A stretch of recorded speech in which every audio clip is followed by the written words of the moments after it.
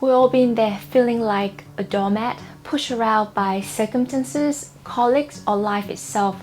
Many of us mistakenly believe that assertiveness is about being aggressive or rude, but what if I told you that learning to be assertive is actually a profound act of self-preservation and that we will suffer without it?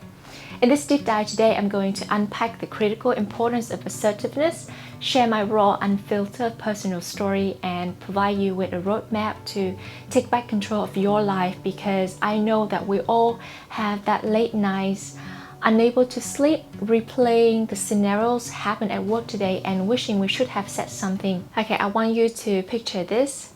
A bright-eyed newcomer to the real estate scenes, brimming with passion but desperately seeking an opportunity.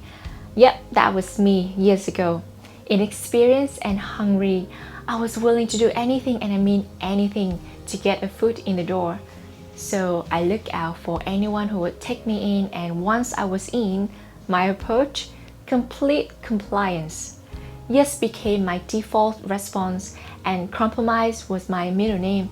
I do believe for some people, including myself, it takes some time for us to really find out who we are and where we need to position ourselves when we first get into a new job. So when I was in my early 20s, I dived into my job at a new company with the attitude that I was small, that I was little. Because I was inexperienced, I was there to learn and do as I told, and therefore my own power was lessened day by day. In other words, I had no assertiveness with the management. Psychologists have identified a fascinating pattern among those who struggle with assertiveness. It's not about being weak, it's about survival mechanisms gone wrong. Let me break it down for you, this psychological trap. So first of all is the fear of conflict. Because deep down, many of us are conflict avoidant. We would rather swallow our own discomfort than rock the boat, but at what cost? Secondly is the emotional suppression. Expressing true feelings becomes a Herculean task. We bottle up our emotions, believing that speaking up will lead to rejection or ridicule. And also about our self-worth misconception. This is the most insidious trap, believing that our needs are less important than everybody else. This isn't humility, it is self-destruction. For me, it takes all the above. In my case, this psychological trap manifested in a grueling 7 to 8 month journey through workplace health. I tolerated harassment that would make most people quit immediately. Comments about my appearance, constant criticism, belittling remarks. I absorbed it all, convincing myself that this was the price of learning. But let me be crystal clear right here. I wasn't just taking hits, I was volunteering as a punching bag.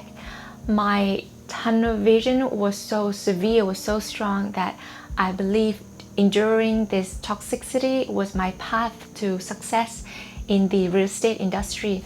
However, what I didn't realize was that the toll has taken on me and on my people.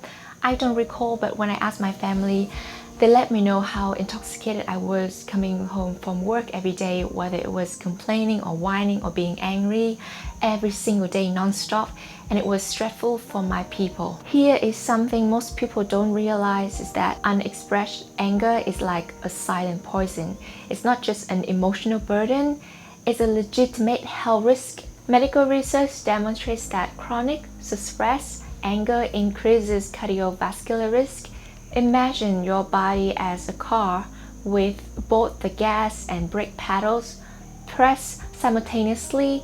That is the internal tension we're talking about, and you know what happens? If you keep doing that for a long time, a few months, a few years, it will break down. You will break down. I broke down. By my 5th month, I was no longer the ambitious professional I set out to be. Instead, I became a utility drag around to maintain relationship with high-end clients, completely disconnected from my original goals. Once you lose your assertiveness, you create a new norm where others consistently ignore your standards. Internally, every day I felt like I was such a loser. I didn't know why I couldn't open my mouth right there and then to stand up for myself. Again, many times it was because I knew there was no good in doing so with my boss. and hitting myself at night, replaying different things, different scenarios I could have said. When I finally quit, I did so with remarkable professionalism. I even committed to completing ongoing projects. But here's the kicker. My ex-boss continued to pursue and harass me for 2 years after my departure. Probably is still an ongoing thing. I learned some people are just bullies and love arguing or love litigation. This isn't just a personal anecdote, it's a stark illustration of what happens when boundaries are repeatedly violated. There are many horror stories out there if you seek. So these examples demonstrate how fear of conflict, emotional suppression, and self-worth misconception create intricate psychological barriers. They are not just individual challenges, but systemic issues that can profoundly impact professional development and personal well-being. The common thread, a fundamental misunderstanding that assertiveness is a threat, when in reality it's a crucial skill for professional and personal empowerment. Recognizing these patterns is the first step towards breaking them. Assertiveness is not about aggression. You have to remember that. It's about respectful, clear communication of your values, your needs, and boundaries. So now, how can we transform from a people pleaser to a boundary setting powerhouse at your workplace, especially before you enter a new environment? Here are a few things worth noting down. Number one is that recognize your inherent worth.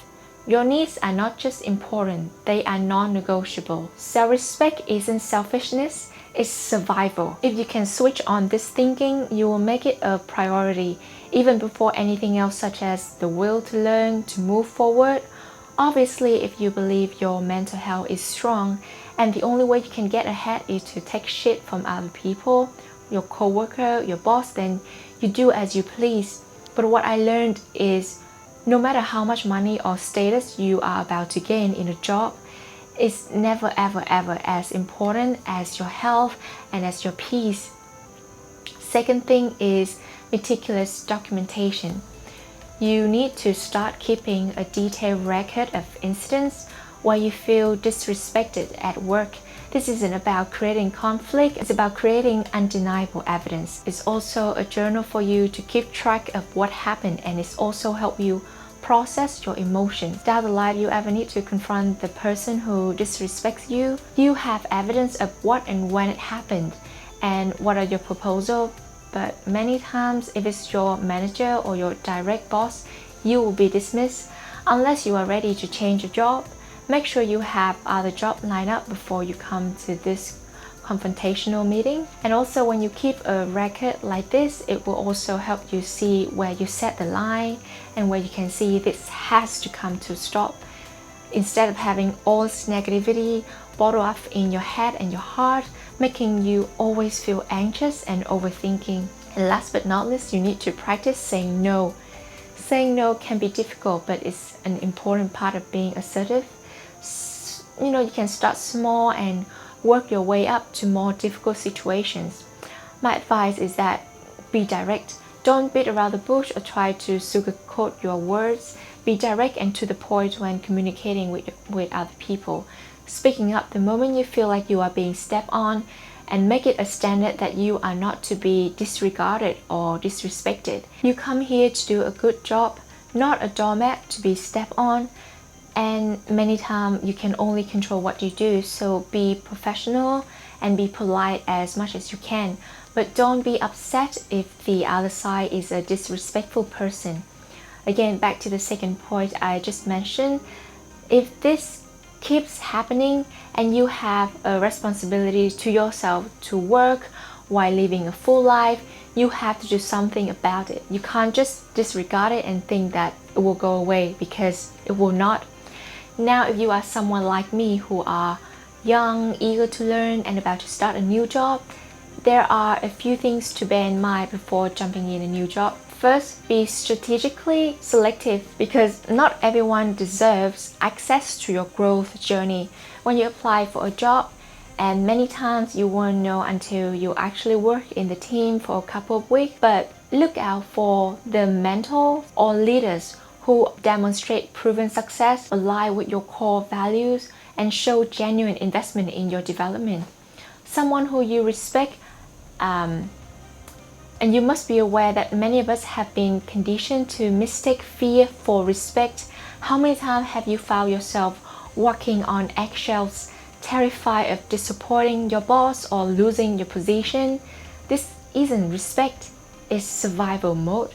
True leadership isn't about creating an environment of constant anxiety and self-preservation, so look out for those signs that the relationship at work is unhealthy or not, and have it documented so that you can see things clearly, not just playing things out in your head before you can form a decision.